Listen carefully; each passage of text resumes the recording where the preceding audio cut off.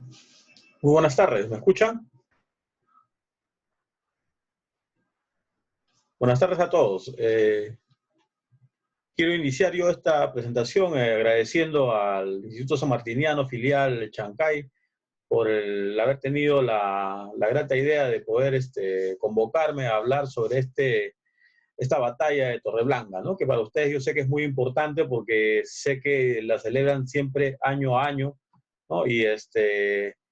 Eh, creo que es uno de los elementos más importantes que tienen ustedes en su historia local. Bien, no quiero ir directo al punto, hablar los pormenores de la batalla, quiero dejarlo para el final. Lo que quiero primero es plantear cuál era el contexto de Chancay, ¿no? Para que se pueda entender la misión que se le encomendó a Andrés Reyes, ¿no? La cual vamos a detallar en su momento, ¿no? Así que para eso quiero centrarme en esta pequeña línea de tiempo, ¿no? Vamos a ubicarnos. San Martín ya para esta fecha, el 8 de, el 8 de noviembre ya había llegado a Ancón, no había desembarcado, ¿no? Estaba la escuadra, el convoy estaba estacionado en la bahía de Ancón, anclado ahí, pero ya había hecho un ingreso desde el día 3 de, el día del 3 de noviembre, ¿no? Como vamos a ver, ¿no? Y el lapso de tiempo que vamos a trabajar es entre la llegada a Ancón y lo que vendría a ser el desembarco en Huacho, ¿no? Porque al final Andrea de los Reyes va a dirigirse a Supe, ¿no? Y va a pasar previamente por este lugar antes de que llegue la Escuadra Libertadora, ¿no? Y algunos hechos, algunos pormenores que vamos a mencionar ahí, ¿no?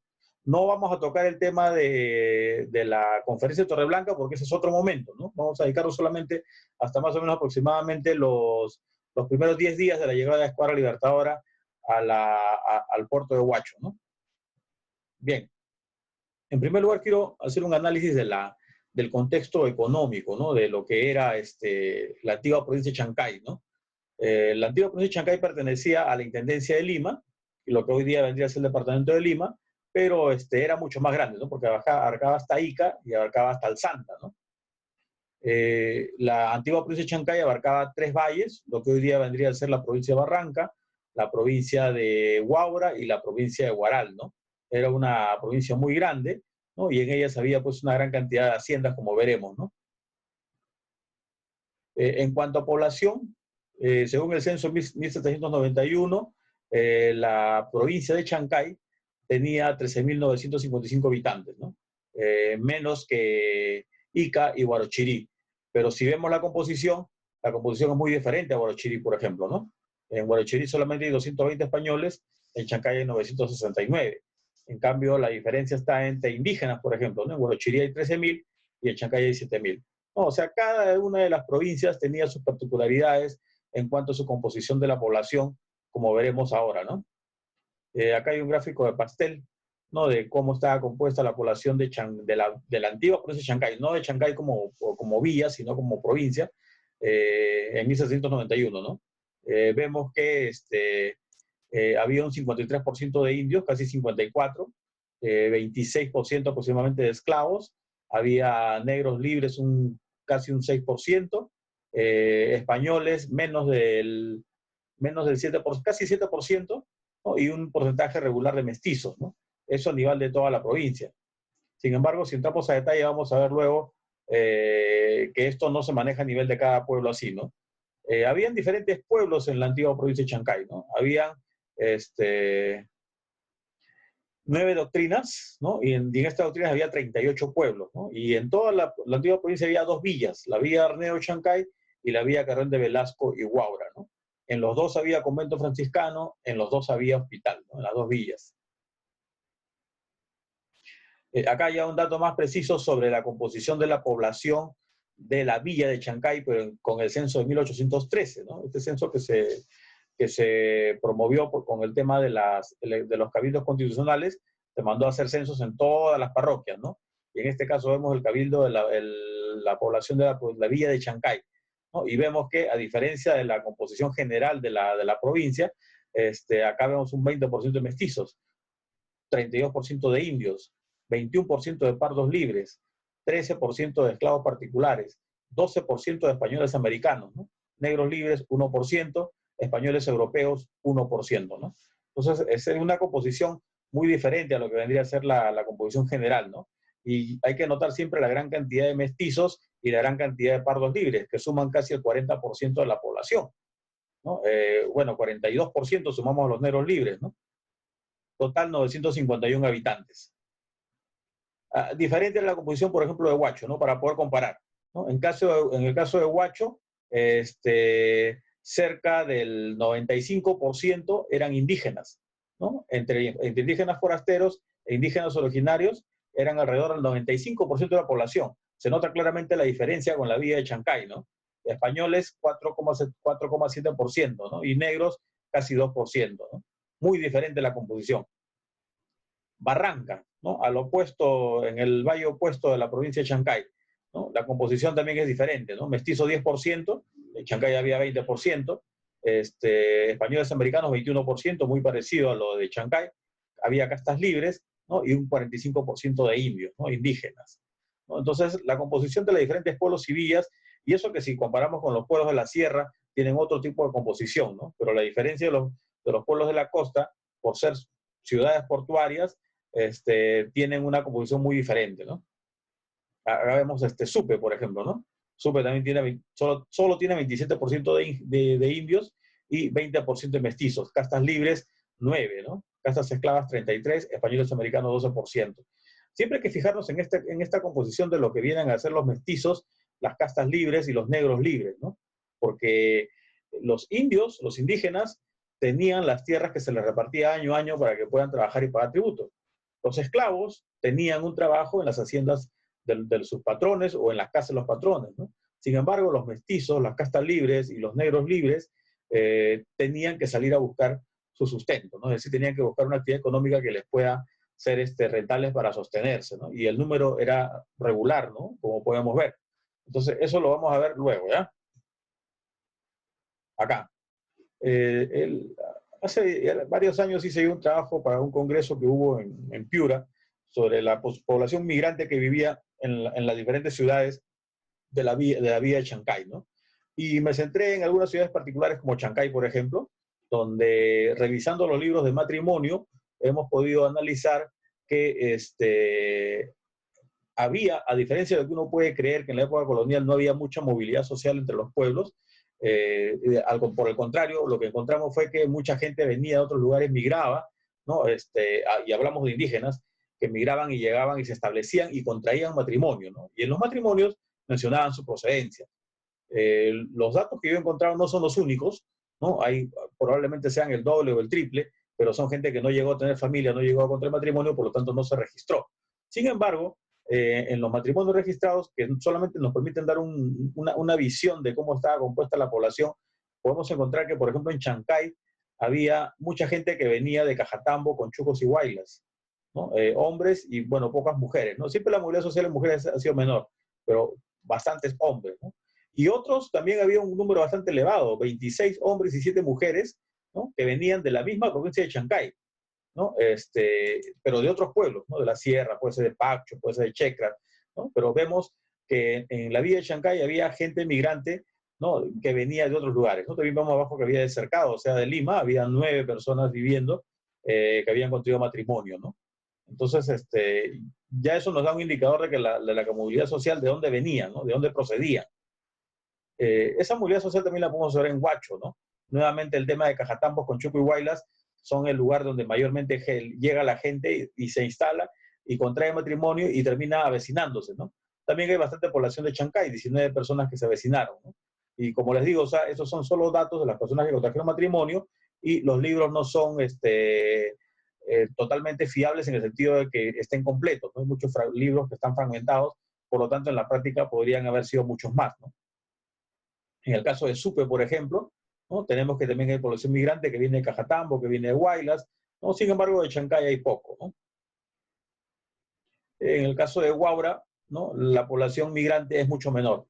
Cajatambo 2, Cochuco 4, Huaylas 1, Chancay 6, ¿no? O sea, también nuevamente se vuelve a ver la diferencia en la composición de población migrante en los diferentes pueblos y villas de la antigua provincia de Chancay, sobre todo en los pueblos de la zona baja, ¿no? Eh, un elemento importante tiene que ver con el comercio, ¿no? Ya vamos adelantando un poco. Un poco la movilidad social tiene que ver con el comercio. Por ejemplo, la presencia de muchos norteños en Huacho tiene que ver porque Huacho era un puerto muy importante del antiguo partido provincia de Chancay, ¿no? En la antigua provincia de Chancay habían por lo menos 4 puertos importantes, ¿no? El puerto de Chancay, el puerto de Las Salinas, que era el mejor de todos, el puerto de Huacho, que era el que más comercio intercolonial recibía, y el puerto de Supe, que era un puerto relativamente bueno, ¿no? ¿Y por qué? Porque como hemos podido encontrar en esta publicación de Margarita Suárez, Desafíos Transatlánticos, ha hecho un trabajo para el siglo XVII, donde menciona pues, los lugares donde los mercaderes hacían tráfico de cabotaje a lo largo de la costa peruana, ¿no? Y podemos ver ahí que los puertos donde siempre recalaban las embarcaciones eran pues Pisco, Chincha, Cañete, Chancay, bueno, Huacho, el puerto de Huaura, Supe, el puerto de Barranca, ¿no? Y llegaban hasta Huambacho, ¿no? Y por eso que también hemos visto en los cuadros, aunque no le he tomado mucha importancia porque no era el tema exactamente, quería incidir más yo sobre la zona sierra, pero también en algunos lugares hay mucha población migrante que está viviendo, que vienen de estos lugares, ¿no? Y justamente tiene que ver con el comercio marítimo, ¿no? Además también había pues un comercio intercolonial, ¿no? O sea, de embarcaciones que venían de Valparaíso, de Chiloé, de Concepción, de Buenos Aires, de Panamá, ¿no? De tal manera que, por ejemplo, Huacho, como mencioné, era el puerto que más embarcaciones recibía, y por eso es que también en los libros de matrimonio encontramos personas migrantes que dicen ser naturales de otros reinos, ¿no? Acá encontramos uno de Buenos Aires, uno de Quito, 3 de Chile, ¿no? 2 de Chiloé, ¿no? En Chancay también se encontró dos personas migrantes, una de Chile y una de Guayaquil, ¿no? Y nuevamente, como repito, no son datos al 100% porque los libros no están completos. Bien, con respecto a las haciendas, ¿no? En todo el partido de Chancay habían 48 haciendas, ¿no? Sí, pues 38 haciendas, perdón. El Valle de Chancay era el que más haciendas tenía, con 16. El Valle de Huaura tenía 11. El Valle de Barranca tenía 11.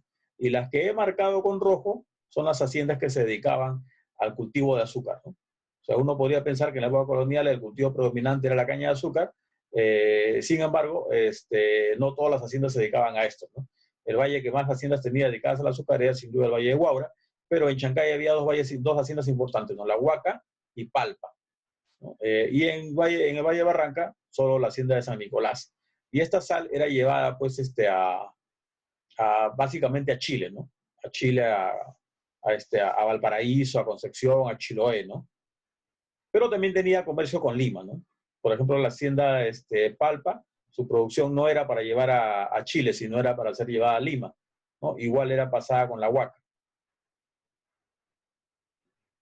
En estas haciendas hemos podido encontrar un detalle de cuáles eran las haciendas principales que estaban en lo que eran alrededor de la vía de Chancay, no incluyendo las que son Acuayama, porque Acuayama era otra doctrina, ¿no? Y ahí podemos ver de las 16 haciendas que se mencionó, quiénes eran los propietarios, ¿no? Y a qué se dedicaban, ¿no? En primer lugar está la hacienda Torreblanca, que pertenecía al coronel Tomás Muñoz, y era una hacienda de Panllevar, ¿no? Tenemos varias así de Esquivel, Retes, ¿no? Que no era todavía para esa época de Andrés de los Reyes, Jecuán, Chancaillo, ¿no? Una hacienda importante, porque vamos a ver el tema luego, que pertenecía a la testamentería Marcelino Lobatón, que también era de Panllevar, tenía 33 habitantes.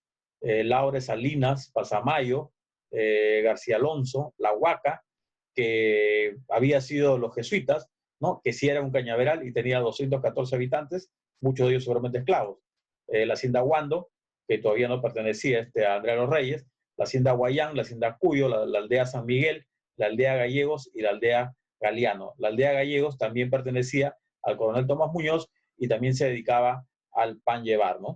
Es decir, podemos ver que en las haciendas que estaban alrededor de Chancay, que pertenecían a la jurisdicción de Chancay, de la doctrina de Chancay, solamente una se dedicaba al cultivo de caña de azúcar y era la Huaca, ¿no? Y hemos dicho que Palpa estaba en lo que es Aucayama, ¿no? Bien, eso en cuanto a las haciendas, ¿no?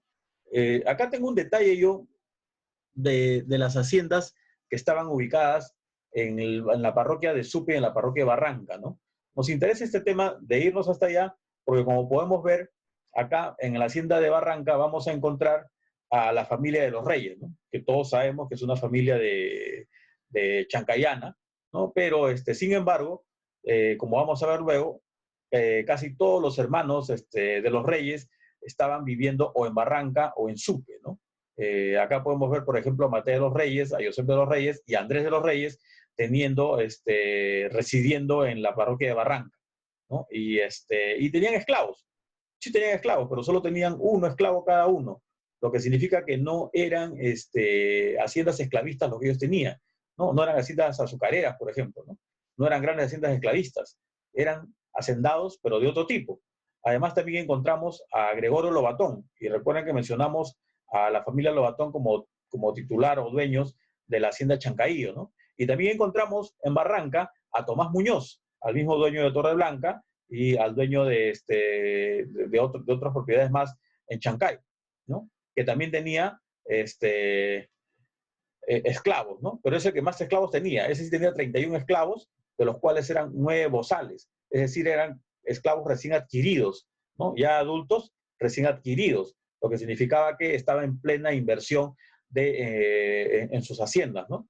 Y abajo notaba un detalle, ¿no? Tomás Muñoz, de la hacienda Torreblanca en Chancay, bautizó 232 esclavos entre 1788 y 1823, ¿no? A partir de 1818 se le consigna como marqués de la Casa Muñoz, ¿no? Entonces tenía un título nobiliario, ¿no? Pero estos son los bautizos de los esclavos que tenía en sus haciendas, pero en Chancay.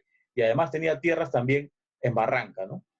Entonces, claro, si vemos la hacienda San Nicolás, que está ubicada en Supe, ¿no? En un lapso corto de tiempo, había bautizado 80 esclavos, ¿no? A diferencia de las demás haciendas, esta sí era una hacienda que se dedicaba al cultivo de azúcar y esta hacienda sí tenía esclavos, ¿no? Y entonces llama la atención que estos personajes que hemos visto, que tienen propiedades en Chancay, también están en Barranca, ¿no? Entonces, sobre eso hemos seguido investigando y hemos encontrado algunas cosas, por ejemplo, ¿no?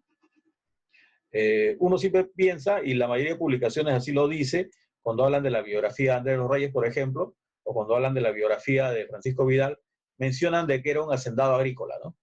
Y por ende se sobreentendía, ¿no? Tácitamente, de que tenía gran cantidad de esclavos, y que como hemos visto no es cierto, ¿no? Y por el contrario, en este poder que encontramos en uno de los libros notariales del año 1816, ¿no? Es un poder que otorgan los hacendados de este valle, dice, de Huaura, Supe y Barranca y Pativilca, a un personaje denominado Simón Rodríguez, para que los represente judicialmente en Lima por un tema que tenían con el diezmo con el arzobispado de Lima, ¿no?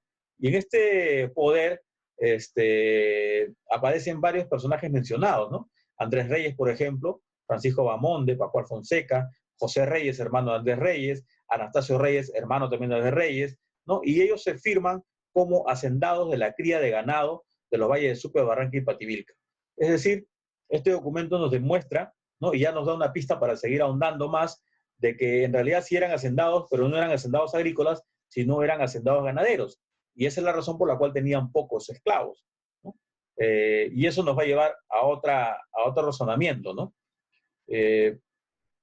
Por eso es que cuando hicimos este trabajo que mencioné, que fue para la Universidad de Piura, uno de los datos que llamó la atención era que, si bien incierto, la principal actividad económica, las principales actividades económicas que habían en la provincia de Chancay eran la exportación de sal desde Huacho y la exportación de azúcar que salía de los diferentes valles, pero principalmente Huaura.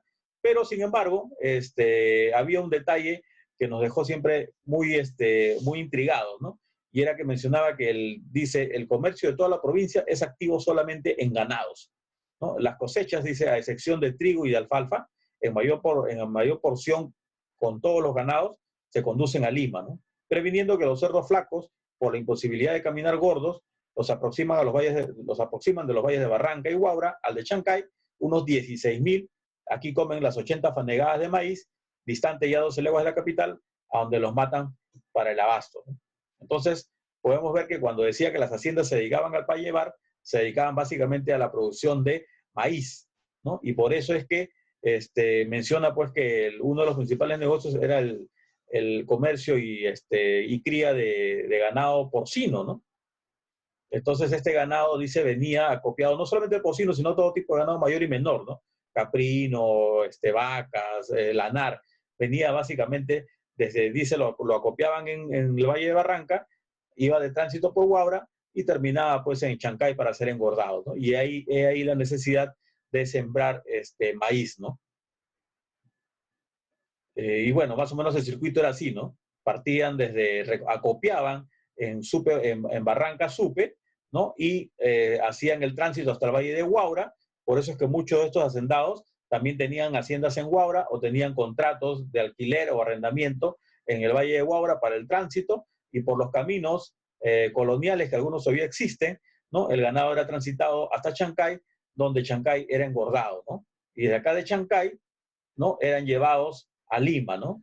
Y para Lima habían básicamente tres caminos, ¿no? El que entra por Palpa y sale por Trapiche, que es el que siguió la ruta de Batallón Numancia, y el otro camino es el que sale por la Hacienda Pasamayo, pero no el que sube al Arenal, al Cerro de Arena, por donde hoy día vamos la variante, sino por una quebrada que va por la parte posterior, ¿no? Donde por alguna vez se quiso construir una vía alterna a la variante de Pasamayo, ¿no? Y entonces llegaba hasta la entrada de Lima y ahí era comercializado y sacrificado, ¿no? Pero todo este ganado que estamos viendo, que era numeroso, y como bien dice el informe económico de 1809, era la principal actividad económica de todo el valle, ¿no? Y a la cual se dedicaban estos personajes, que por esa razón tenían haciendas tanto en Chancay como en Barranca, ¿no? Para poder controlar todo el circuito, ¿no? El ganado no solamente era, como mencioné, era acopiado en Barranca y Supe, ¿no? Y acá tenemos, por ejemplo, un documento dirigido a José Reyes, está fechado en Huaraz, 28 de junio de 1816, y Andrés Ramón Mejía le está comunicando de que le están enviando 520 borregas y 1.005 carneros, ¿no? A cuenta del contrato que tienen, ¿no? Es decir, el negocio no solamente abarcaba lo que era la provincia de Chancay, sino que también llegaba en los extremos hasta lo que vendría a ser las provincias de Cajatambo, Huaylas y Conchucos, ¿no? Y esa es la razón por la cual hemos visto que en la vía de Chancay había gran cantidad de gente migrante que había contraído matrimonio, ¿no? Para poder justamente afianzar estas redes, ¿no? Porque era necesario que haya contactos en los diferentes lugares. Y como mencioné, habían otras personas que también se habían afincado, ¿no? Pero no habían contraído matrimonio. Pero sin embargo, cuando vemos a la partida de defunción, a veces muchas personas dicen natural de otros lugares, ¿no? Pero no los precisan en general. En cambio, los matrimonios sí los precisan, ¿no? Y esa es la razón por la cual en la vía de Chancay había esta gran cantidad de gente de Conchucos, de Huaylas, de Cajatambo, pero también había gente de la misma provincia de Chancay, como por ejemplo, bueno, ahí no lo he puesto en los detalles, pero en la publicación sí está mencionado, venían de Checras, venían de Pachos, justamente en lugares donde se acopiaba el ganado para poder ser engordado, ¿no? Y de ahí la importancia de controlar todo el circuito, ¿no? Como vemos, las familias chancayanas eran las que de alguna manera manejaban el circuito, pero para poder controlarlo mejor, habían comprado haciendas en Supe y Barranca, ¿no? No al revés, ¿no? De Chancay habían ampliado su negocio hasta Supe y Barranca, ¿no? Como vamos a ver ahora, por ejemplo, ¿no? Acá podemos ver un detalle interesante, ¿no? Que tiene que ver con los matrimonios de la familia de los Reyes, ¿no? En los libros de Supe y en los libros de Barranca, he podido encontrar, después de una búsqueda exhaustiva, que, por ejemplo, Patricio de los Reyes Huitrón y Anastasio de los Reyes Huitrón, naturales de Chancay, así dicen las partidas de bautizo del matrimonio, se casaron con las hermanas Josefa Lobatón de la Hoz y Cipriana Lobatón de la Hoz. Curiosamente se casaron en el mismo año, pero en meses distintos, ¿no? Y este matrimonio entre hermanos, ¿no? Entre hermanos y hermanas, indica claramente pues que es un matrimonio con fines comerciales, ¿no? Para afianzar los lazos comerciales y seguramente ayudar a sacar una mejor rentabilidad en el negocio, ¿no? Pero ahí no quedan los matrimonios, ¿no? En Barranca, por ejemplo, dos hermanas más de Andrés de los Reyes, Matea de los Reyes Huitrón y Manuela de los Reyes Huitrón, también contraen matrimonio con dos personajes importantes de Barranca. Matea contrae matrimonio con Jacinto Rodríguez, que había enviudado de Lucía del Castillo, y la familia del Castillo tenía grandes propiedades y haciendas también de ganado en Barranca, ¿no? Entonces el viudo había heredado todo esto, así que era un buen matrimonio tener con este personaje.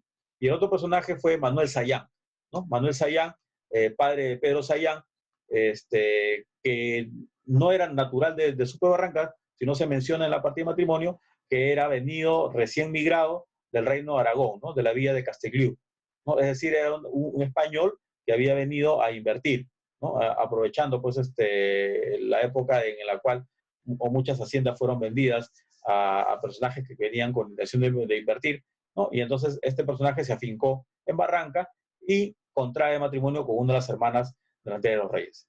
Andrés de los Reyes fue soltero, por lo menos hasta terminados los años de independencia fue soltero, pero tengo entendido que contrajo matrimonio después. Solo he podido encontrar una hija natural de él en Huaura, más o menos para 1824, pero no contrajo matrimonio porque era además el hermano menor de todos ellos, ¿no? Era el hermano menor.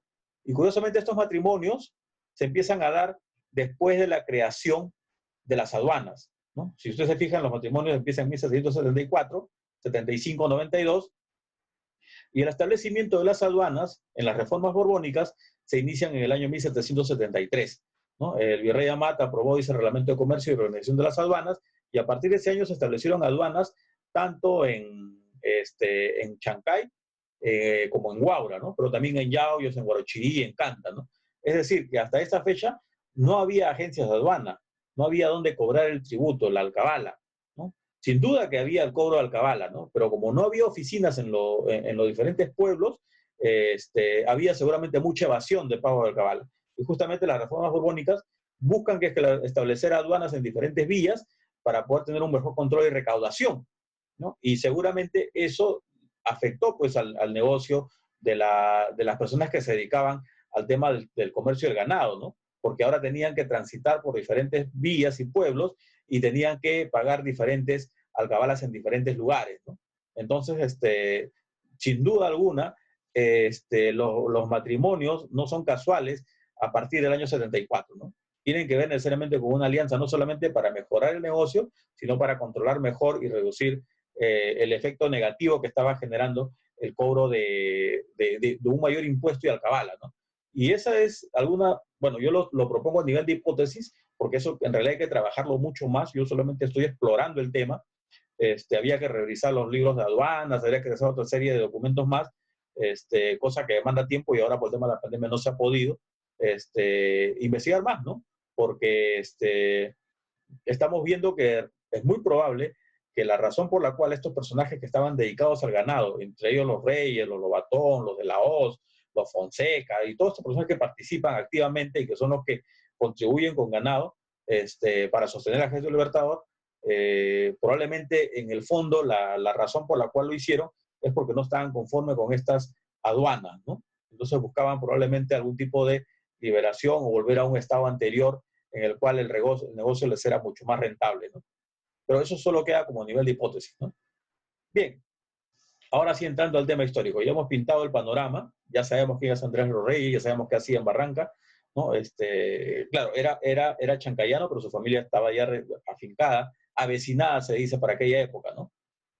Cuando una persona contrae matrimonio con alguien de una villa o pueblo, suele avecinarse, ¿no? No había el concepto de ciudadanía, sino el concepto de vecino. Y ser vecino ya le daba ciertos derechos, como incluso participar como miembro del cabildo, ¿no? Y tener actividad económica rentable, ¿no? Bien, ahora entramos ya al tema netamente histórico, ¿no? Nos establecemos más o menos en 1818, Chile consiguió su independencia, San Martín había venido pues desde Mendoza, había contribuido ya a la independencia chilena, pero viene la segunda parte de la estrategia, ¿no? Sabían pues que con la independencia de Chile era un gran avance, pero se requería pues la independencia del Perú porque era la única forma de consolidar y asegurar la independencia de sus países, ¿no? Porque de otro modo, desde el virreinato peruano ya habían sido, de alguna manera, desalentadas todas estas proclamas que habían venido ya con anterioridad, ¿no? Y bien, tal es así que se organiza la Escuadra Libertadora, ¿no? Que tiene pues dos viajes previos antes de la venida oficial ya con la Escuadra Libertadora en general, ¿no? Hay una primera expedición, una segunda expedición, la tercera expedición es la que zarpa el 20 de agosto de 1820 de Valparaíso, ¿no? Y es la que todos conocemos que llega a la bahía de Paracas el 8 de septiembre de 1820. Y acá vemos una maqueta del convoy completo de la Escuadra Libertadora, ¿no? 8 naves de guerra, 17 transportes, 1.600 marinos, ¿no? Y 4.400 hombres de infantería, caballería y artillería, ¿no? Es decir, casi 6.000 hombres son los que venían en el convoy de la Escuadra Libertadora, ¿no? Ya, y como hemos mencionado, ellos pues hacen un desembarco previo en la Bahía de Paracas, están alrededor de mes y medio, y lo más importante de su estadía es, aparte de la creación de la primera bandera, es sin duda el ingreso de Álvarez de Arenales a la Sierra Central, ¿no? Parte también de su estrategia, ¿no? Para poder conseguir cercar Lima, ¿no? Bien, para terminar el pasado, ¿cómo se llama? El ingreso de Arenales a la sierra, San Martín ordena el reembargo, ¿no? Y se dirigen hacia Ancón, ¿no? Donde van a llegar el 30 de octubre, ¿no? El convoy se cuadra, se estaciona en la bahía de Ancón, que es una muy buena bahía, ¿no? Es una muy buena bahía, incluso es un muy buen lugar para hacer un desembarco estratégico, pero solo desembarco porque era un lugar muy seco, como pueden ver en la imagen, era un lugar muy árido, ¿no? No era lo que es ahora. Ancón prácticamente no tenía población, habían pequeñas cabañas de algunos pescadores, pero no tenía alimentos y no tenía agua. Así que no era un buen lugar para establecer un cuartel. Así que San Martín solo hace una parada con la finalidad de que el día 31 de octubre de 1820, lo que hace San Martín es, había llegado el 30, el 31 lo que hace es ordenar un desembarco de 50 infantes y 20 soldados de caballería a las órdenes del teniente Roblet, para que observen el camino que va de Chancay a Lima, llegando hasta la hacienda Torreblanca, ¿no? Y ahí ustedes pueden ver en el mapa, ¿no? Ahí están con el camino que va hacia Chancay y el camino que va hacia Lima, ¿no? Y ahí marcado con rojo, con el punto rojo, está la hacienda Copacabana, ¿no? Lo que hace San Martín es observar todo este espacio territorial para ver si hay una amenaza realista, ¿no? ¿Ya? Entonces, eso es lo primero que hace, ¿no? Ver cómo está si los realistas salen al encuentro de la escuadra o no.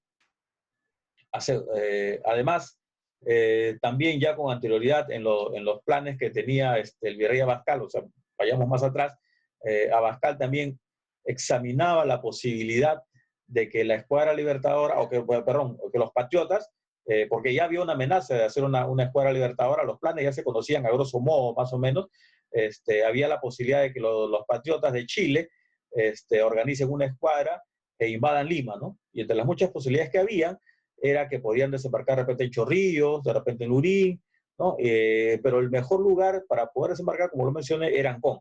Sin embargo, lo que Abascal analizaba, ¿no? De una manera muy militar, con estrategia militar, era de que era fácil que desembarquen, sí, pero era difícil de que de Ancón avancen hacia Lima, ¿no? Y él confiaba mucho en estos cerros, que cuando nosotros vamos a Lima siempre vemos por la altura de Santa Rosa, Piedras Gordas, el camino se angosta, ¿verdad?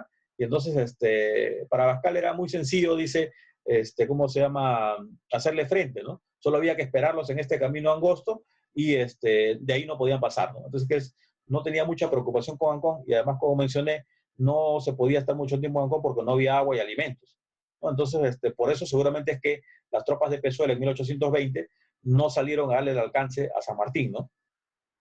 Asegurado ya San Martín de que no había mayor amenaza, el día 3 de noviembre ordena el desembarco de 40 caballos a las órdenes de Brance y 200 soldados de infantería al mando de Andrés de los Reyes, ¿no? Para que marchen sobre Chancay con una misión muy particular, retirar a Huaura todas las cabalgaduras y ganado posible, ¿no?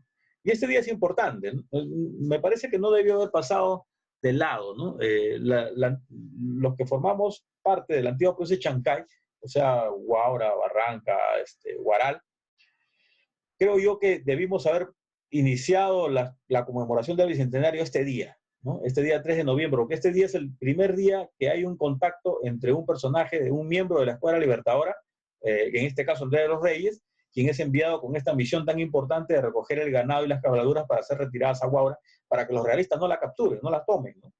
Entonces, ¿y por qué lo manda Andrés de los Reyes?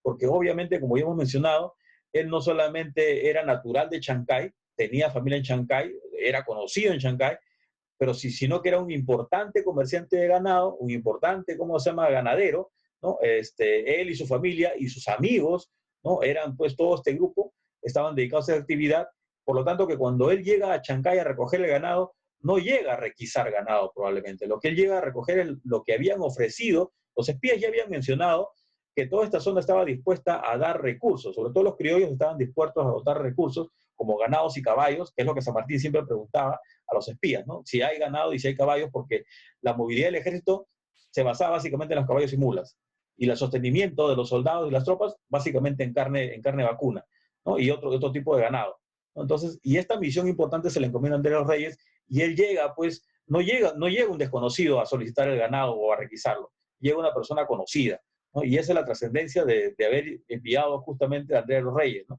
Y él toca tierra, toca Chancay el día 3 de noviembre, ¿no? Un pequeño paréntesis. Cuando la Escuadra Libertadora pasa por el puerto del Callao y llega a la bahía de Ancón, Cochrane había observado que en el puerto del Callao se encontraba este barco, esta fragata realista llamada Esmeralda, ¿no? Y entonces, estando la Escuadra Libertadora anclada en Ancón, el día 5 por la noche, se pone en práctica un plan que había ya previsto Cochrane de asaltar esta fragata, ¿no? Y salen en pequeñas embarcaciones aprovechando la noche y llegan en pequeños botes de remo. Los realistas están totalmente confiados, no imaginan que esta embarcación que tenía más de 60 cañones y estaba protegida por los torreones del Real Felipe, ¿no? No pasaba seguramente por su cabeza de que alguien podía siquiera tentar hacer algún tipo de actividad contra ellos, ¿no? Sin embargo, Cochrane, como era un marino muy avesado, ¿no? Lo que hace es reúne un grupo de gente muy fiel a él seguramente y que sabe de la valentía que tiene, y lo que hacen es asaltar la fragata española realista, de tal manera que a las 2:30 del día 6 la fragata ya había sido retirada ¿cómo se llama? De la rada del Callao, ¿no? Y estaba lejos del tiro de cañón, ¿no? De tal manera que ya no había peligro de ser atacado, ¿no? Esta fragata va a ingresar después, en los días próximos, va a ingresar al puerto de Chancay, ¿no? Y en el puerto de Chancay, ¿no? Ahí ya no llega como Esmeralda, sino llega como la fragata Valdivia, ¿no? Integrándose a la Escuadra Libertadora. Bien, pasado el paréntesis, el día 7 de noviembre, los realistas reaccionan y envían, ¿cómo se llama?, tropas para poder hacerle frente a Andrés de los Reyes, que está con un batallón de 200, ¿no? De infantería y 40 de caballería. Y lo que hacen los realistas es, al enviar la caballería con Valdés y con el Numancia, lo que hace San Martín es enviar una división de 600 hombres, ¿no? Bueno, dice, pasó una división realista de 600 hombres, por lo tanto, dice, desembarcó el batallón número 4 para proteger la división del Mayor Reyes, ¿no? Entonces, lo que hace San Martín es reforzar el número de patriotas para hacerle frente a la amenaza realista, que ahora sí viene con todo, ¿no? Y ahí viene Valdés, y ahí viene, ¿cómo se llama? El batallón Numancia, ¿no? El batallón de infantería Numancia, ¿no? Cuando Andrés Reyes estaba en esta actividad de recoger ganado en lo que es Chancay, ¿no? Y alrededores. Y ahí viene la acción del día 8 de noviembre, ¿no? Ya Andrés de los Reyes había recogido ya todo el ganado y mulas que era necesario, ¿no? Que había podido acopiar, ¿no? Y según el boletín número 4 del Ejército Libertador, menciona que este día 8 hay un combate en Torreblanca, ¿no? El boletín es bastante escueto, sin embargo, bueno, acá vemos la casa antigua de Torreblanca, ¿no? Donde se llevó a cabo también la conferencia de Torreblanca, ¿no? Pero vamos a ver otros detalles acá.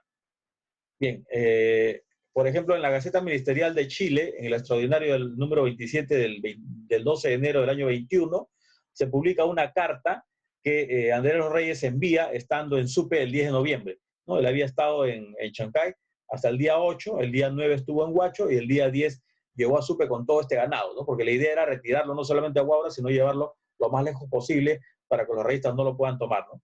Y ahí da muchos detalles, ¿no? Da muchos detalles de la acción. Es más amplio que lo que aparece en el boletín número 4. Dice que dice, por emprender marcha sobre Huacho, ¿no? El enemigo venía avanzando con 700 a 800 hombres, con la misma prontitud hice reunir y ponerse en marcha el ganado y la caballada, y mandé a la infantería, ¿no? Que anduviese a tomar posición tras el pueblo, en el camino por donde tenía yo que emprender mi retirada. A la caballería, a las órdenes de Bransen, le mandé cubrir la retirada. hacia dónde se dirigía. Si él tenía el ganado de Chancay, ¿no? Hoy día pues conocemos que Torreblanca está en dirección a Huaral, ¿no? Entonces cuando Andrés Reyes menciona de que se retiraba, ya estaba en retirada, llevándose el ganado, y se dirigía hacia Huacho, uno podría pensar, pero ¿para qué tomó el camino de irse a Huaral? Si él estaba retirándose con el ganado. Él tenía que ser retirado hacia el norte, ¿no? Entonces, claro, hoy día siempre pensamos que la batalla fue en Torreblanca, donde hoy día está la hacienda, ¿no?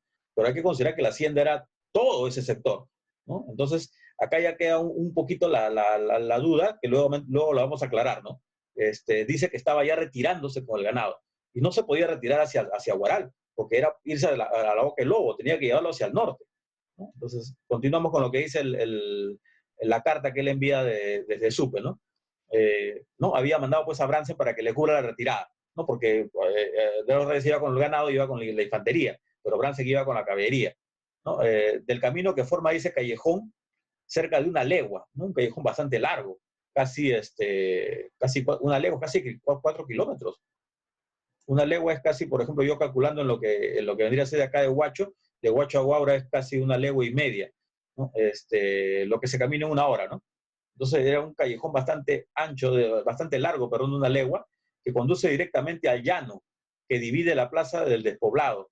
O sea, llano se refiere ya no a zona agrícola, sino a zona ya casi desértica, ¿no? Donde no hay población. El capitán Bransen lo esperó con intrepidez y juzgando que la audacia debía tener lugar del número, es decir, que la audacia tenía que pesar más que el número de los realistas, que eran mayores que su gente, y que solo por un esfuerzo vigoroso podían salvar al resto de la división, ¿no? Porque ya los venían persiguiendo, ¿no? Se determinó a dar la carga, ¿no? Sus soldados correspondieron heroicamente a su ardor y 36 cazadores de la patria hicieron pasar de repente, y 36 cazadores de la patria, o sea, del soldado patriota, de los soldados patriotas, hicieron pasar de repente. Atacaron y pusieron en vergonzosa fuga a un escuadrón brillante de húsares del virrey, ¿no? Menciona luego, el 9 al amanecer, llegué felizmente a Huacho. Es decir, ¿qué camino seguía Andrés Reyes? ¿Se iba hacia Huaral o se iba hacia Huacho? Obviamente que acá menciona que llegó al día siguiente a Huacho, donde no encontramos buques, ¿no? Los barcos de la Escuadra Libertadora llegaron al día siguiente, aunque el día 9 por la tarde llegaron los dos primeros, pero cuando él llega, todavía no había ningún buque de la Escuadra Libertadora, ¿no? No encontramos buques, me dirigí ese mismo día a Supe, en donde estoy esperando órdenes de vuestra excelencia. Tengo entendido que los patriotas, los realistas, que estaban en Huacho esperando pues que llegue la Escuadra Libertadora, se retiran al ver llegar a los, ¿cómo se llama? A los barcos, a 2 barcos que manda San Martín, para hacer la previa entrada, ¿no? Entonces, cuando Andrés Reyes llega, es muy probable que todavía hayan estado las milicias realistas, pero él pasó tranquilo. ¿Qué pasó? Para que él pueda pasar libremente hacia Supe, ¿no? Sin que haya un enfrentamiento en Huacho, ¿no? Entonces, también es otro tema que queda pendiente, ¿no? Dice, me dirigí ese mismo día a Supe, en donde estoy esperando órdenes de vuestra excelencia. Tengo a la disposición de vuestra excelencia un número infinito de cabezas de ganado. O sea, probablemente pasarían de 500, ¿no? 500, 600, 1000, porque él mismo menciona infinitas cabezas de ganado. 300 caballos decía, 400 mulas aparejadas, es decir, con todos los implementos ya para ser utilizados en caballería. O sea, no son mulas todavía a pelo, sino son mulas ya aparejadas, ¿no? Y la división entera que usted me ha hecho el honor de confiarme. Es decir, está dando parte del éxito de su misión, que inició el día 3, ¿no? Y que tuvo pues este buen desenlace gracias a la acción de Brance en el callejón de Torreblanca, ¿no?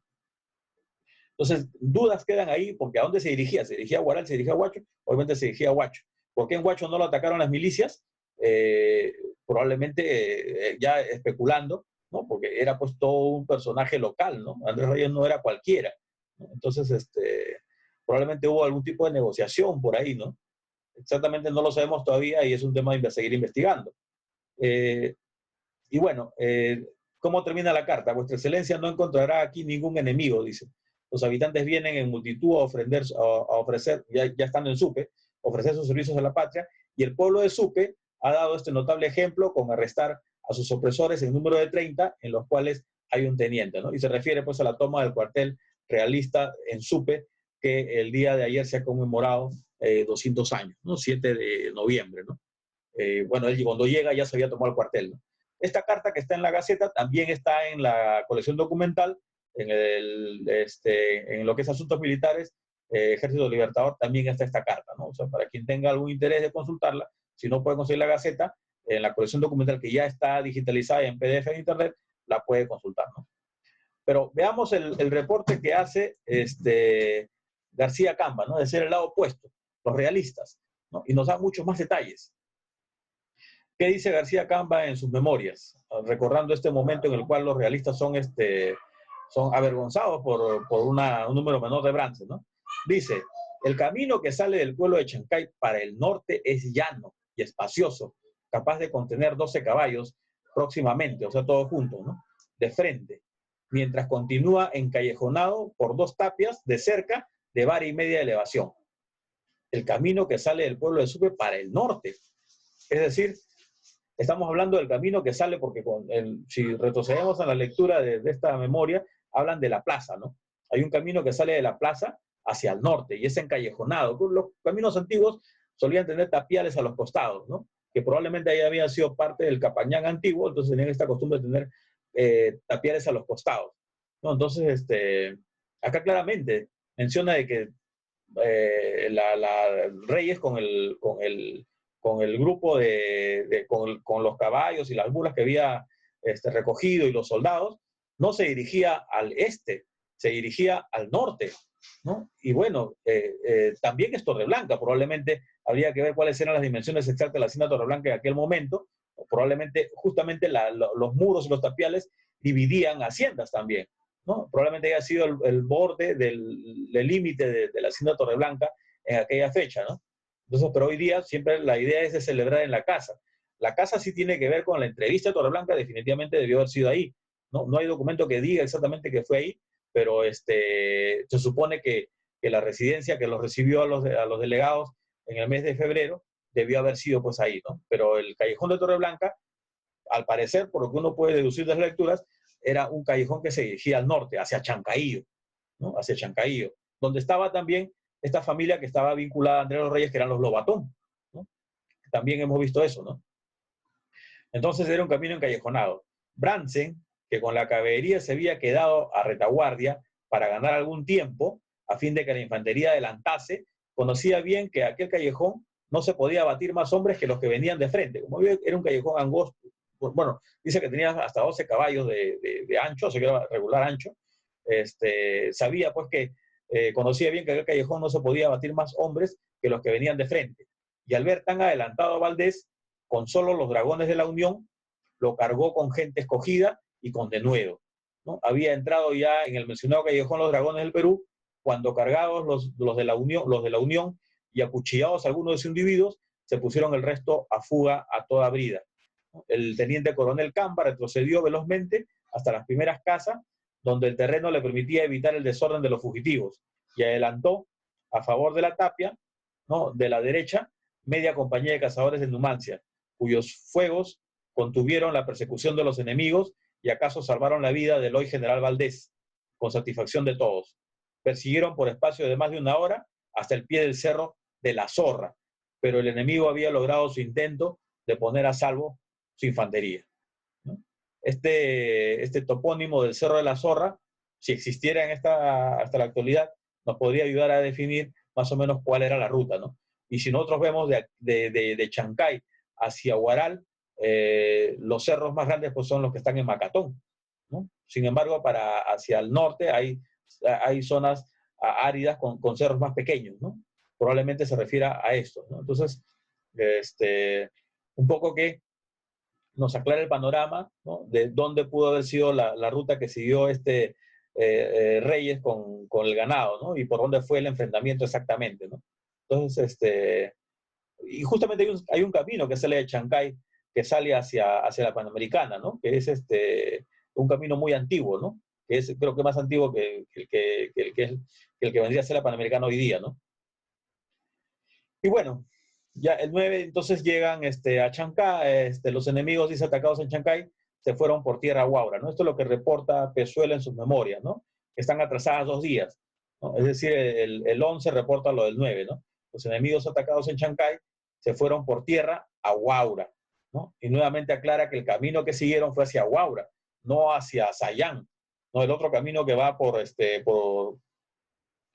Ahorcado, que también hay camino de Chancaío, de Chancay, Chancaío, hacia lo que vendría a ser hoy día el Ahorcado y Región Santa Rosa, ese es otro camino, pero ese es el camino a Sayán. Y acá lo que menciona es que iban al camino a Huaura, ¿no? Al mismo tiempo que en Huacho entraron dos buques, ¿no? Menciona pues que los buques probablemente entraron, cuando Reyes llegó no había llegado todavía ningún buque, pero al final del mismo día llegaron dos más, ¿no? Y bueno, el día 10 hay un desembarco pues, en Huacho que todos conocemos, que está totalmente avalado y reconocido por las fuentes primarias y las memorias y los diarios, incluso por el diario de Pezuela, quien afirma que el día 10 llegaron 23 embarcaciones y se estacionaron en la bahía de Huacho, ¿no? Porque 23, ¿por qué? Eran 25. Las dos primeras se habían llegado el día 9, ¿no? Y bien, se va a dar el desembarco que va a durar 3 días, ¿no? En esta bahía, como digo, está todo documentado, ¿no? Parkinson describe incluso cómo fue el desembarco, ¿no? Y lo más importante es que las noticias de los días siguientes que están publicadas en el Boletín del Ejército Libertador y en otras memorias hacen mención constantemente a la llegada de caballos, ganado, ¿no? Por ejemplo, el día 13 mencionan que ha venido gente de Sucre a ofrecer sus servicios trayendo 300 caballos y prometen conseguir 1000 en los próximos días. Y recuerden que ya en Chancay había recogido 300, ¿no? El día 14 llegan más caballos en abundancia, ahora desde Sayán, con 800 cabezas de ganado, y anotan ya de una manera muy feliz, probablemente, los dos regimientos de caballería se hallan a 2 caballos por hombre el día 16. Es decir, todo un éxito del desembarco, todo un éxito la colaboración local en el primer momento que era necesario, porque San Martín, como ya mencioné, cuando planifica su desembarco en Huacho, lo hace previamente con la información que le han dado los espías de que toda esta gente que está dedicada a las haciendas de ganado está dispuesta a colaborar con lo más importante que era en este momento, ¿no? Hablamos del momento histórico, ¿no? De los años en los que se vivía, ¿no? Tener caballos, tener mulas, que le daba muy bien al ejército, y tener ganado para sostener a los soldados, que no eran un número muy bajo, no eran alrededor de 3000 los que estaban llegando. De los 4000 que vinieron con San Martín, 1000 se fueron con Arenales y estaban llegando alrededor de 3000 soldados, ¿no? Fuera de los marinos, ¿no? Entonces había la necesidad de tener ganado y caballos. Y justamente esto es lo que ofrece la gente, no solamente de Chancay, sino de Supe, vemos también de Sayán, ¿no? Toda esta gente suma, ¿no? Y asegura el éxito del desembarco, ¿no? Sin embargo, a pesar de haber tenido éxito en el desembarco, la amenaza realista todavía estaba en el Valle de Chancay, ¿no? El ejército de Valdés y el Numancia recorría el Valle de Chancay prácticamente, ¿no? De tal manera que San Martín ordena que el cuartel que había estado en Huacho hasta el día 19 sea trasladado a Supe, ¿no? Alejándose un poco para evitar la llegada, haciendo difícil más la llegada de los realistas, ¿no? Y el cuartel se establece el día 19 en Supe, ¿no? Previamente, ya 2 días antes, habían empezado al movimiento de tropas, ¿no? No se sabe si San Martín fue caminando, si fue a caballo, o San Martín lo más probable es que haya ido en barco, ¿no? Del puerto de Huacho al puerto de Supe, y las tropas y la caballería se quedó en Huacho, ¿sí? Para poder defender, y la infantería sí fue a pie hasta Supe y Barranca, ¿no? A Supe, perdón. Además, una vez instalado el cuartel en Supe, hay un consejo de guerra, ¿no? San Martín con todo su Estado Mayor se reúnen y lo que evalúan es un escenario negativo. O sea, a pesar de haber tenido éxito en la llegada y tener recursos, la amenaza realista era muy fuerte. Incluso San Martín prevé, ¿no? Según anota Paro, dicen, de que de ser atacados en Supe, en Huacho, ¿no? Porque las tropas realistas estaban en todo Chancay, lo que tenían que hacer era retirarse a Pativilca, un poco alejarse, ¿no? Y además dice que la infantería debería de subir a Huaylas para refugiarse, donde sabe que la gente le va a dar el apoyo, están seguros.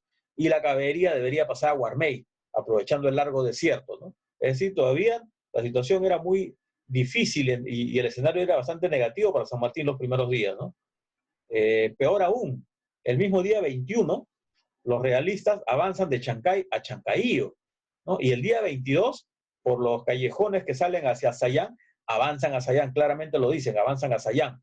¿no? Por estos caminos que hay.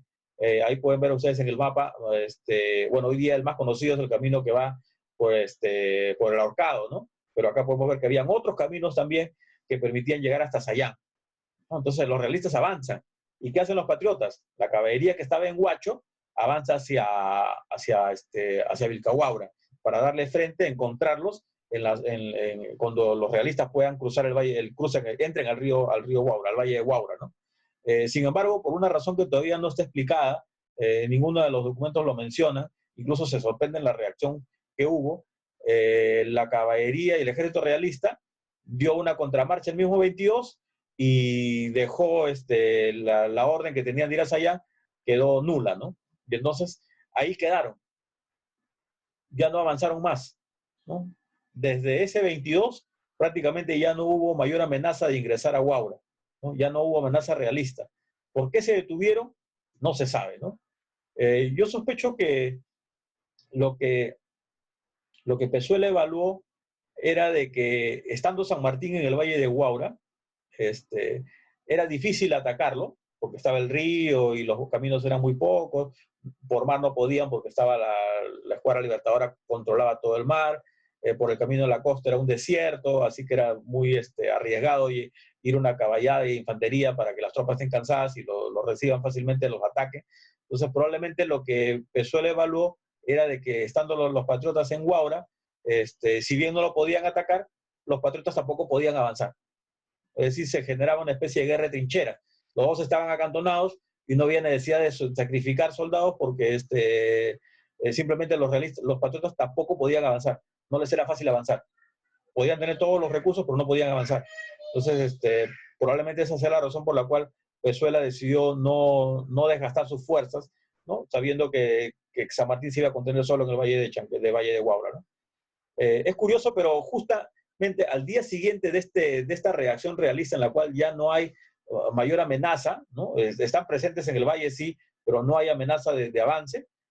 Al día siguiente, las milicias realistas que estaban encargadas de defender la playa de Huacho ante un eventual desembarco, a la llegada de los dos barcos patriotas que adelantaron el día 9, se retiraron. No defendieron la playa, porque eran obviamente superados en número y en armamento, ¿no? Entonces, y en entrenamiento, ¿no? Porque eran solamente milicias. Estas milicias se retiraron. O sea, no estuvieron en el momento que San Martín llegó, el 10 de noviembre. Recién el 23, al día siguiente de que las tropas patriotas, de que las tropas realistas deciden no atacar, se cambian de bando. O sea, estuvieron expectantes, ¿no? Yo uso esa palabra, expectantes, viendo cómo se dan las cosas. Si los realistas avanzan y tienen éxito, nos sumamos a los realistas. Si los patriotas avanzan y tienen éxito, nos sumamos a los patriotas. En este caso, el 22, al ver que se quedaron, los realistas prácticamente abandonaron la intención de atacar a San Martín, recién ese día evalúan y se pasan al bando patriota. No solamente hay huachanos, sino también hay gente de Huaura, gente de Mazo, ¿no? Que pertenecían a las milicias realistas. Se pasan a las milicias patriotas. Y curiosamente también, todas estas proclamas, la de Pativilca, la de Supe, la de Guarmey, las proclamas de los cabildos, las independencias y los cabildos, se dan posterior a este hecho, ¿no? O sea, no antes. A diferencia de Cajatambo, que el día 21 ya llegaba la comunicación de que la provincia se había declarado independiente, o sea, cuando todavía la amenaza era fuerte, Cajatambo decide, ¿no? En un momento difícil, proclamar su independencia como provincia, ¿no? La noticia llega el 21, pero probablemente la proclama haya sido el día 18, 19, días antes. Lo mismo pasa con a diferencia de Pativilca, Supe y Santa y Guarmey, que las proclamas son posteriores a la retirada ya casi del ejército realista, ¿no? Entonces, también es un tema para analizar, ¿no? Los cabildos estaban expectantes también, ¿no? Los miembros del cabildo, que eran la gente más importante de los lugares. Y otro detalle, ¿no? Cuando Cochrane llega a Huacho en 1819, el alcalde era un indígena de apellido Samanamú, descendiente de los caciques.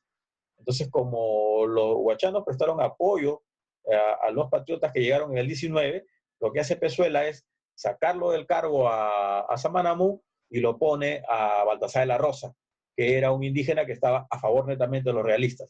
Probablemente eso sucedió en los cabildos, ¿no? En los diferentes cabildos se procuró colocar gente adicta a los realistas, ¿no? De tal manera que en el caso, por ejemplo, del cabildo de Huaura o el cabildo de Chancay, lo más probable es que esta gente a la llegada de los patriotas, se hayan retirado del pueblo, ¿no? Estoy especulando también en cuanto a posibilidades, ¿no? Porque lo que vemos en las fechas es claro, ¿no? Estuvieron esperando a ver qué pasaba. Y bueno, algunos datos, ahí me quedo con el desarrollo histórico, ¿no? Y ya habrá oportunidad de hablar seguramente con el paso del batallón Numancia para el 3 de diciembre, muchas cosas más que faltan decir. Algunos datos, por ejemplo, Andrés Los Reyes, ¿no? Andrés Los Reyes, en esta carta firmada por San Martín, ¿no? Dice, en atención a los padecimientos de don Andrés Reyes, bajo el gobierno español y los distinguidos servicios que ha prestado a la causa de la independencia, mando que los esclavos que tenga en su hacienda en Tambo Viejo, en Barranca, no se toquen para nada. ¿Cuándo firma esta carta San Martín? Acá está arriba, hasta no la veo la fecha, en Huaura, 28 de diciembre de 1820.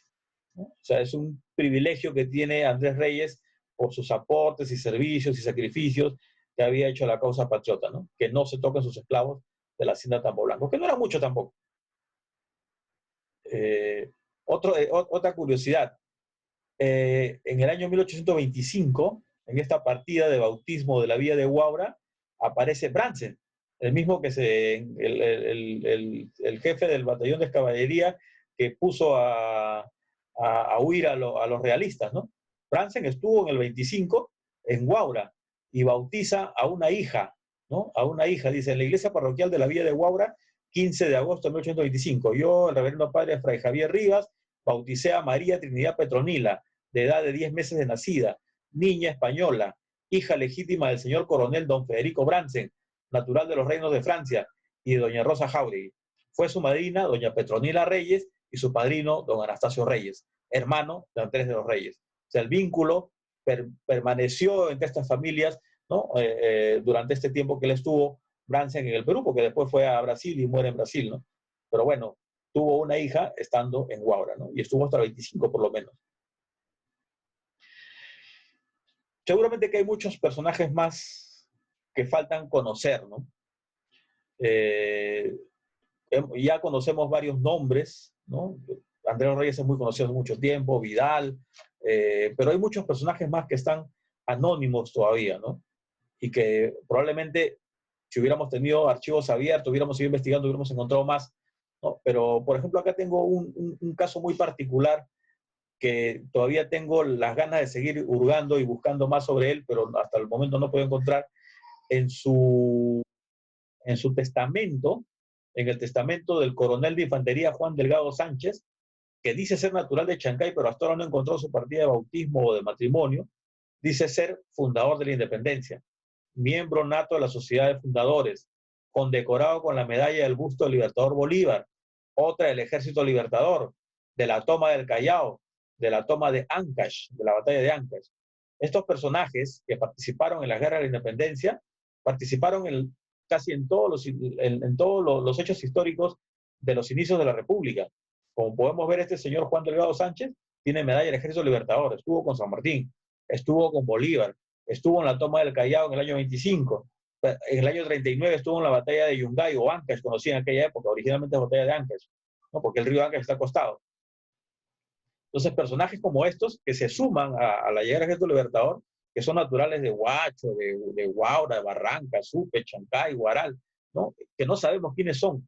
En este caso encontramos uno en particular porque dejó un testamento, ¿no? Y menciona que está dejando sus medallas, sus reconocimientos, ¿no? Nos gustaría conocer más sobre otros personajes, ¿no? Entonces, hay muchas cosas más por investigar y un tema así a reflexión es el estado en que se encuentra pues la casa de Torreblanca, ¿no? Ahí se llevó a cabo pues una entrevista interesante, previa a la entrevista de Punchauca, ¿no? Estas fotos las tomé yo el año 2007 cuando fue la primera vez que fui a Torreblanca, ¿no? Y ya estaba en este estado, ¿no? No tenemos un cuidado por nuestro patrimonio, ¿no? Conmemoramos, celebramos, pero nuestras autoridades no tienen la responsabilidad suficiente para poder darle un mantenimiento y cuidado al patrimonio que tanto lo llena de orgullo, ¿no?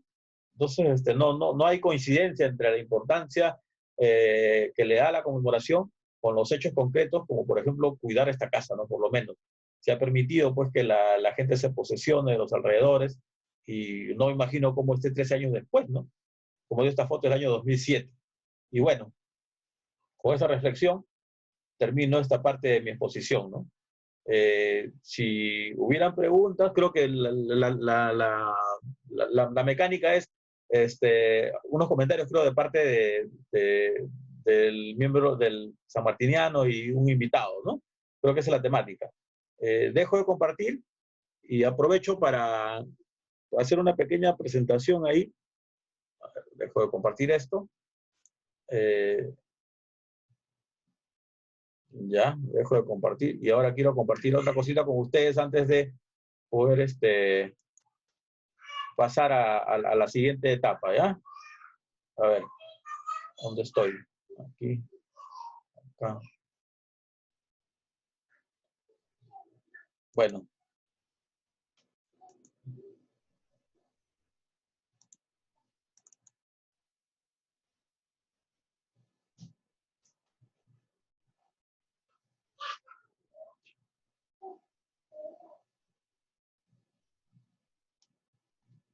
lo que he querido compartir con ustedes es que a lo largo de todas estas actividades que hemos tenido, creo que no se va a poder. Creo que no se va a poder. A lo largo de todas esas actividades que hemos tenido con la DICETUR, desde el mes de junio, ¿no? Hemos venido, sí se podía, sí se podía. Desde el mes de junio hemos venido, ¿cómo se llama? Haciendo actividades webinar, ¿no? Y todas estas actividades las hemos ido grabando, guardando, ¿no? Will me las ha ido compartiendo en la página de ICETUR, ¿no? Pero como ustedes ven, se van poniendo a la cola y entonces es un poco complicado poder ubicarlas, ¿no? Entonces, lo que he hecho es crear una página web y juntarlas todas, ¿no? Todas las presentaciones están ordenadas, ¿no? Por temas, y además también he estado avanzando una línea cronológica. Lo que pasa es que quiero compartir la web, pero no puedo. Y por lo menos las capturas, ¿no? Entonces, ahí está la dirección de la página web y ahí están vamos subiendo y las vamos ahí etiquetando, ¿no? Están todas las presentaciones, ¿no? Incluso esta, la descargo y la vuelvo y la subo de inmediato y va a estar ahí también, ¿no? Y lo que hemos querido hacer con esto es una ayuda a los estudiantes, sobre todo, a los profesores, para que tengan material, ¿no? En video, ¿no? Para que puedan trabajar el tema de la independencia, ¿no? Básicamente en los colegios. Eh, y también tenemos ahí no solamente todos los videos, sino también tenemos una línea de tiempo que estamos alimentando día a día conforme van pasando los hechos. Vamos alimentando con los datos un poco ya más ampliados, sintetizados, ¿no? Y justamente hoy día hemos subido la de Torreblanca, ¿no? Y así mañana iremos subiendo otras, ¿no? De tal manera que, como le digo, la idea es que los estudiantes y docentes puedan utilizar esta página, ¿no? La razón es, entre otras razones, la razón principal por la cual hemos hecho esto es porque no queríamos que se pierda todo lo que hemos trabajado a lo largo de los casi 4 meses desde junio, ¿no? Y la siguiente razón es porque gran parte de lo que he venido diciendo en los últimos 3 o 4 meses es parte de una publicación que debió haber salido para el 8 de agosto con la Comisión Bicentenario, pero por el tema de la pandemia, el proyecto ha quedado trunco de momento. Va a salir el próximo año, sí, va a salir, pero entonces lo que yo he hecho es, ya que no salía la publicación, vamos a hacer los videos, ¿no? Entonces los videos tienen casi el mismo contenido, ¿no? Y claro, obviamente que acá en el video puedo mostrar imágenes, mapas, planos, a diferencia de la publicación, que va a ser una publicación más académica, es puro texto, ¿no? Entonces, yo creo que va a ser bastante útil, ¿no? Y ojalá que así lo sepan valorar y de que lo puedan compartir, ¿no? Y lo puedan ayudar a que más gente lo conozca, ¿no? Entonces, eso ha sido toda mi participación por el momento. Eh, Creo que me he excedido el tiempo, recién me doy cuenta.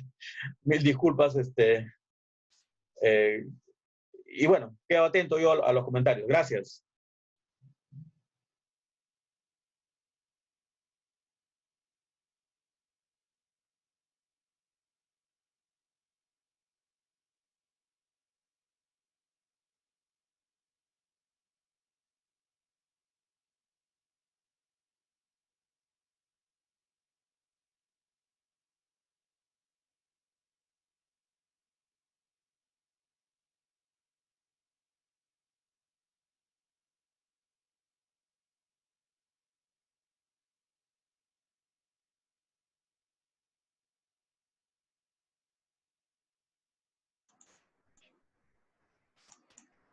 Ya te habilité el audio, Wilmer.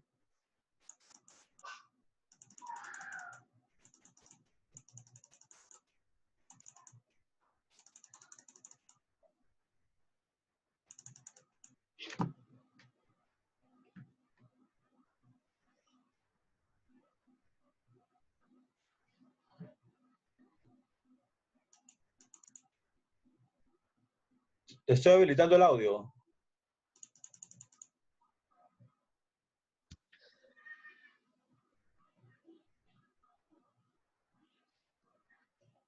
Hola. Hola. Ya. ¿Ya? ¿Sí? ¿Sí se puede? Ahora sí. Licenciado Rosado. Sí, le ¿Me escucho. escucha? Sí, sí, le escucho bien. Licenciado Rosado, de verdad, como siempre, brillante su exposición. Y más aún hoy, ¿no?